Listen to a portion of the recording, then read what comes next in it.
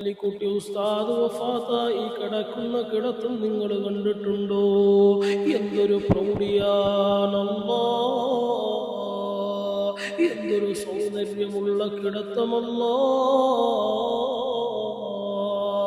സമസ്തക്ക് വേണ്ടി പ്രവർത്തിച്ചാൽ എന്താണ് നേട്ടമെന്ന് ചോദിക്കുന്നവർ ആലിക്കുട്ടി ഉസ്താദിന്റെ മയ്യത്തൊന്ന് കാണണം കേട്ടോ.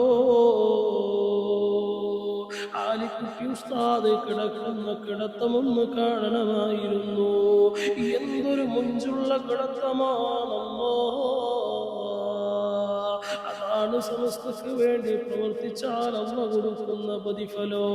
അതുകൊണ്ട് എൻ്റെ പ്രിയപ്പെട്ടവരെ, സമസ്തക്ക് വേണ്ടി സേവനം ചെയ്യാം.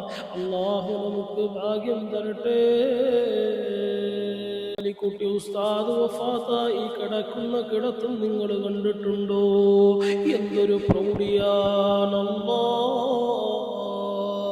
എന്തൊരു സൗന്ദര്യമുള്ള കിടത്തമല്ലോ. സമസ്തക്ക് വേണ്ടി പ്രവർത്തിച്ചാൽ എന്താണ് നേട്ടമെന്ന് ചോദിക്കുന്നവർ ആലിക്കുട്ടി ഉസ്താദിന്റെ മയ്യത്തൊന്ന് കാണണം കേട്ടോ. ആലിക്കുട്ടി ഉസ്താദ് കിടക്കുന്ന കിടത്തമൊന്ന് കാണണമായിരുന്നു. എന്തൊരു മുഞ്ചുള്ള കിടത്തമാണല്ലോ. അതാണ് സമസ്തക്ക് വേണ്ടി പ്രവർത്തിച്ചാൽ അമ്മ കൊടുക്കുന്ന പ്രതിഫലോ.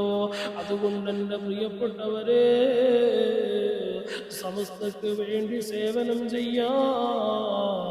അല്ലാഹു നമുക്ക് ഭാഗ്യം തരട്ടെ.